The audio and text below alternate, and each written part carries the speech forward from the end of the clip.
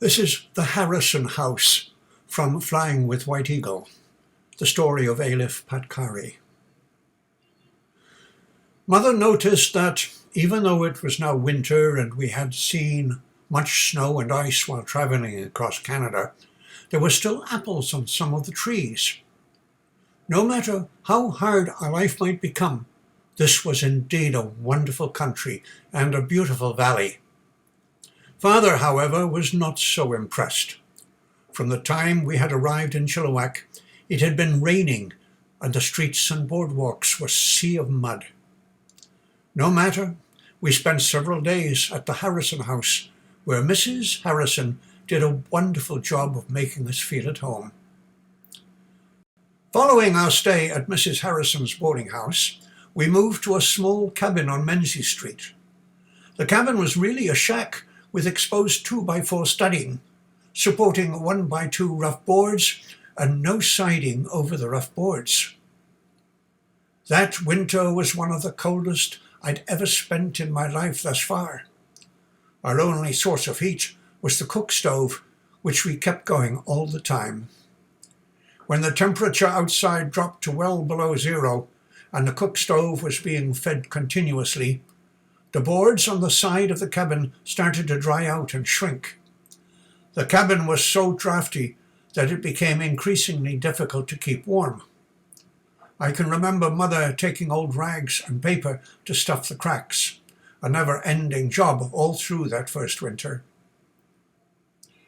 I loved the outdoors and did whatever I could to be helpful around the house. I remember a spring day when I decided to help my mother by splitting wood for the fire. I made my way out to the chopping block, picked up the axe and tried to split a piece of wood. Cecil, my younger brother, had followed me out.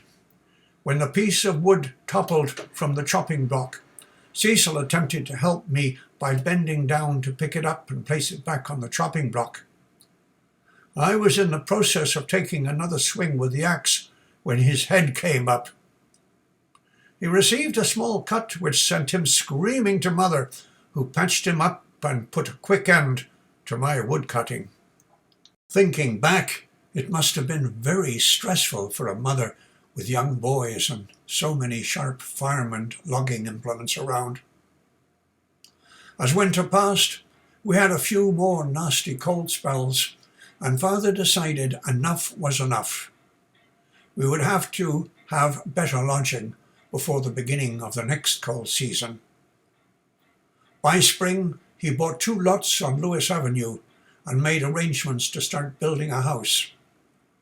Father hired a carpenter by the name of Tom Hepburn to help him build a 2-story house with proper siding. The house would be finished with plaster walls inside.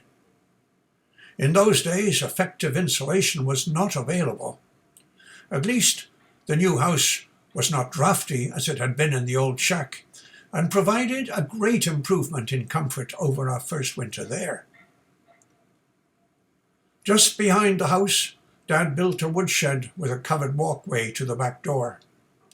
It would keep the rain and snow off the wood. By fall, the house was completed and we moved in. Along with the new house came a new chore for me. Mine was the daily task of filling the wood box by the kitchen stove. The covered walkway also proved to be a good place for hanging pheasants, ducks, geese and grouse that Dad would shoot. Whenever we had 3 or 4 birds hanging there, Mother would get me and my sister Marguerite to help pluck the birds. She would cook them, remove all the meat and put the bones in a large pot to make soup. Then she would can the meat in jars. This meat was to make lunches for us when we went to school. Dad was a good hunter and always had lots of wild game hanging by the shed. Along with our vegetable garden, we sustained ourselves very nicely. In 1910, both grandparents decided to join my parents and the grandchildren in Canada. Within a few years, the entire Carey clan had migrated to the Fraser Valley. We were all living in the Chilliwack area.